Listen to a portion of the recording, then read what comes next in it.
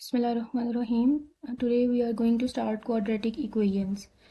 अब अगर हमसे सबसे पहले इक्वेशंस को देख लें कि इक्वेशन क्या होती है, तो ऐसा अलजेब्राइक एक्सप्रेशन जिसके अंदर इक्वल का साइन आ जाए उसको हम कहते हैं इक्वेशन। ठीक है, जिसके लेफ्ट हैंड साइड पे भी कोई कुछ नंबर्स मौजूद हों, फिर सेंटर में उसमें इक्वलिटी आए और उसके लेफ्ट हैंड साइड पे भी कुछ टर्म्स या कुछ नंबर मौजूद हों, तो ऐसे अलजेब्राइक एक्सप्रेशन को हम इक्वेशन कहते हैं।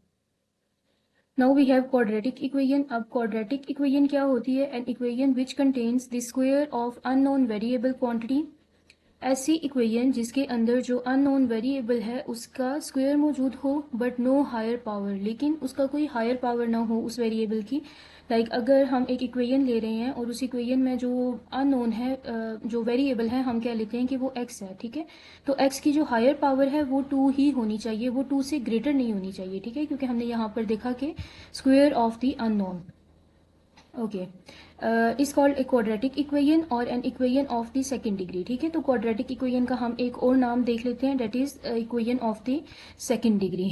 ठीक है, तो quadratic equation in easy words ऐसी इक्वेशन जिसके अंदर वेरिएबल की या जो अननोन है उसकी मैक्सिमम जो पावर है वो टू हो और टू से ज़्यादा ना हो। टू से कम हो सकती हैं टर्म्स उसमें, अगर एक्स स्क्वेयर है, लेट्स से कि उसके साथ एक्स मौजूद है। ठीक है, फिर उसके बाद हम कह सकते हैं कि उसमें X to the power zero वाली टर्म भी मौजूद है, और X to the power zero वाली टर्म जो है बेसिकली वो वन होती है।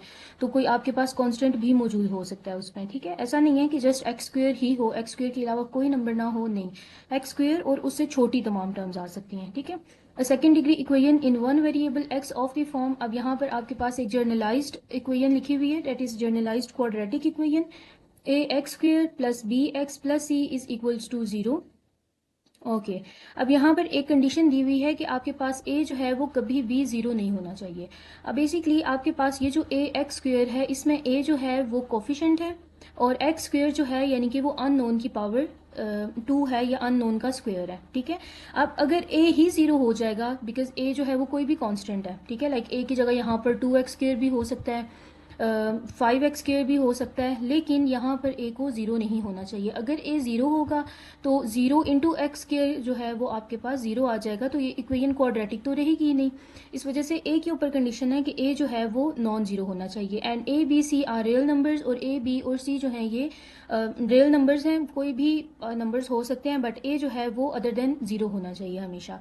इज कॉल्ड द जनरल और standard form of A quadratic equation. अब ये आपके पास एक स्टैंडर्ड या फिर एक जनरल फॉर्म आ गई है क्वाड्रेटिक इक्वेशन की। Here A is the coefficient of X square. ठीक है, ए जो है वो एक्स स्क्वेयर का कोफिशेंट है, B is the coefficient of X. ठीक है, यहाँ पर जो बी है वो एक्स का कोफिशेंट है, and C constant term is C, और सी जो है वो आपके पास कांस्टेंट है। बेसिकली यहाँ पर जो एक्स की पावर है वो जीरो है, and as we know that X to the power zero is equals to one. ठीक है, तो जो आपके पास सी है वो कोई भी कांस्टेंट है। ओके, नेक्स्ट हम इसको देख लेते हैं। The equation X square minus seven X plus six is equals to zero and three X square plus four X is equals to five are the examples of quadratic equations. ठीक है, ये आपके पास एग्जाम्पल्स हैं quadratic equations की। उसके अलावा X square minus seven X plus six is equals to zero is in standard form. अब ये जो आपके पास इक्वेशन है ये स्टैंडर्ड फॉर्म में है। ठीक है, स्टैंडर्ड फॉर्म का क्या मतलब है कि आपके पास इक्वेशन के जो क्वाड्रेटिक इक्वेशन है उसकी राइट हैंड साइड पे हमेशा जीरो हो। ठीक है, तो ऐसी जो फॉर्म होगी इक्वेशन की वो स्टैंडर्ड फॉर्म कहलाएगी। लेकिन अगर हम सेकंड देख लें, that is three X square plus four X is equals to five is not in standard form. अब ये इक्वेशन स्टैंडर्ड फॉर्म के अंदर नहीं है, और अगर हम इसको स्टैंडर्ड फॉर्म में चेंज करना चाहें तो हम कैसे कर सकते हैं कि जो हमारे पास राइट हैंड साइड पे फाइव है उसको अगर हम जीरो बना लें तो हम सिंपली उसको दूसरी साइड पर ले आएंगे, तो वो बन जाएगा minus five which is equals to zero. तो ये आपके पास जो इक्वेशन है ये बन गई है स्टैंडर्ड फॉर्म के अंदर। Next we have if b is equals to zero in a quadratic equation. अगर क्वाड्रेटिक इक्वेशन के अंदर b की जो वैल्यू है वो ज़ीरो आ जाए, जैसे आपके पास यहाँ पर जो स्टैंडर्ड क्वाड्रेटिक इक्वेशन एक हमने जर्नलाइज्ड क्वाड्रेटिक इक्वेशन देखी थी, that was a x square plus B x plus c is equals to zero.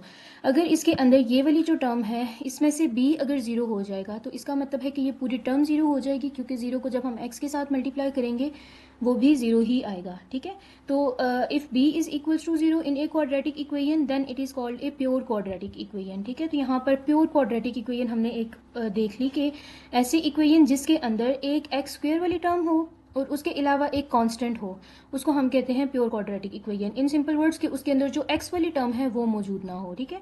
तो जब b ज़ीरो हो जाएगा ऑब्वियसली ये x भी एलिमिनेट हो जाएगा। तो सिंपल जैसे यहाँ पर आपके पास एक एग्जांपल लिखी हुई है, x square minus 16 is equals to 0। उसके अब ये हमारे पास स्टैंडर्ड फॉर्म में है प्योर क्वाड्रेटिक इक्वेशन की। बट सेकंड अगर आप देखें that is 4x square is equals to 7 are the pure quadratic equations हैं, तो दोनों quadratic equations. But first one जो है ये आपके पास स्टैंडर्ड फॉर्म में है, लेकिन सेकंड को अगर हम स्टैंडर्ड में कन्वर्ट करना चाहें तो आप सिंपली जो 7 है उसको दूसरी साइड पर ले आए, ये आपके पास बन जाएगा -7 विच इज़ इक्वल्स टू 0। तो ये भी आपके पास इक्वेशन जो है वो प्योर क्वाड्रेटिक इक्वेशन की स्टैंडर्ड फॉर्म होगी। ओके अब नेक्स्ट हमारे पास दो पिंक बॉक्सेस हैं, हम इनको देख लेते हैं। फर्स्ट वन है remember if a is equals to 0 in ax square plus bx plus c is equals to 0 then it reduces to a linear equation that is bx plus c is equals to 0, ठीक है। जैसे अभी हमने पहले भी देखा, मैंने पहले भी बताया कि जब a को हम क्वाड्रेटिक इक्वेशन के अंदर 0 कर देंगे तो जो आपके पास x स्क्वेयर वाली टर्म है वो ही एलिमिनेट हो जाएगी, ठीक है।